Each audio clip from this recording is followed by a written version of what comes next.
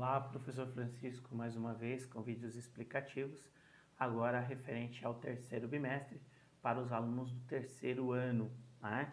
Vamos para o nosso segundo vídeo, vamos falar agora sobre a segunda interpretação, é o sexto capítulo que fala sobre China, nova potência, né? A gente começa falando, né, do investimento que está sendo feito na China, né? Já há muito tempo. Então, os chineses, eles buscam ser o primeiro país do mundo. Então, investimentos são feitos e eles caminham a passos largos, porque enquanto a economia mundial não crescia, os chineses cresciam 10, 15%. Enquanto os Estados Unidos crescia 5%, a China 15%, 20%. Então, isso alavancou a economia chinesa. Lembrando que a China, ela saiu de uma situação desfavorável de ter a maior população do mundo, ela usou isso para seu benefício próprio, né? Ela pensou também, nós temos a mão de obra mais barata do mundo, devido ao contingente, o número de pessoas. E ela partiu daí a ideia de se organizar, tá? Vamos falar da construção política da China, né? A China, ela passa por uma série de ideias de estrutura. A China, ela, nos tempos mais antigos, você tinha aí governantes regionais, né? Então, clãs de famílias que acabavam tendo poder regional ali, né? Até que você tem aí a figura do imperador, que passa a ter uma ação mais contundente em relação ao poder, né? E a controlar mais essa questão aí, né? Uma outra situação é a visão que eles tinham já, né? De se tornar um país forte, né? Politicamente e economicamente, né? E a gente tem aí aproximadamente 30 anos, né, de previsões aí que a China vai se estagnada e começa um processo de desenvolvimento, né? O jugo colonial e a Revolução Chinesa, né? A gente passa a ver o que? Você tem uma China praticamente agrícola, né? Uma extensão familiar muito grande, uma produção, uma preocupação com a sua defesa, mas também com a produção de alimento, né? E aí chega ao poder, né? Você tem aí o Mao Tse Tung, né? E esse líder, né? Ele passa a ter uma visão diferenciada, né?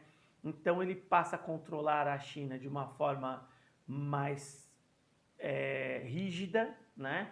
Controlando o processo de natalidade, controlando as relações da China com os outros países, colocando a China sempre em primeiro lugar e as intenções do seu país, né? Mesmo que isso tivesse que ser implementado pela força, né? Ele foi um cara odiado por muitos, mas também respeitado por outros, que começou a colocar a China num outro patamar, né?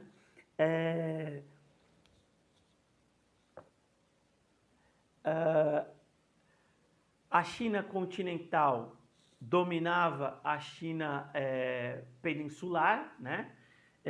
E ele não reconhecia, né, a autonomia dos outros, né? Ele preservava o seu poder, né? O período de Mao Tse-tung, né, foi onde a China se estruturou para ser o que ela é hoje, né? Um aspecto importante, né, se unia com a União Soviética, e os soviéticos faziam uma pressão, isso da Revolução Cultural, né? É o segundo, mas eu vou fazer uma ida e volta. Na Revolução Cultural, os soviéticos queriam ter o controle da China.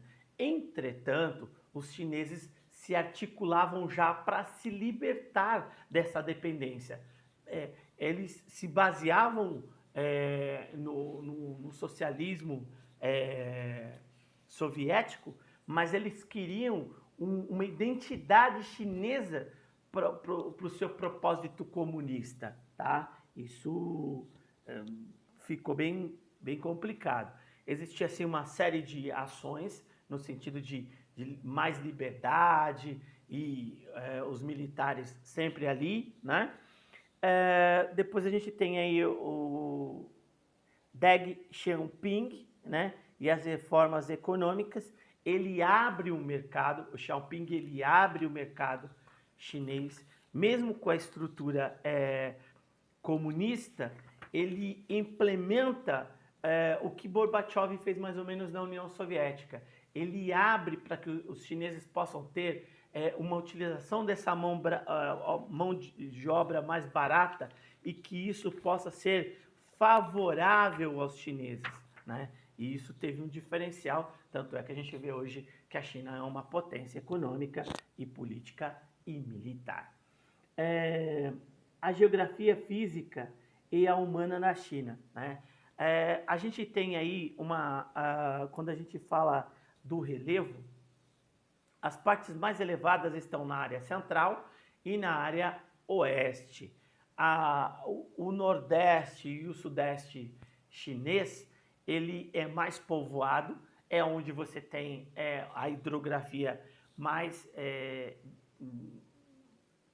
desenvolvida, não, uma hidrografia, uma captação de água maior, e é onde você vai ter a indústria desenvolvida, consequentemente, um aumento considerável da sua população, tá? E dessa forma a gente só deu aí uma pincelada para vocês sobre o 6º capítulo e finalizamos aqui a explicação para o 3º bimestre. Muito obrigado.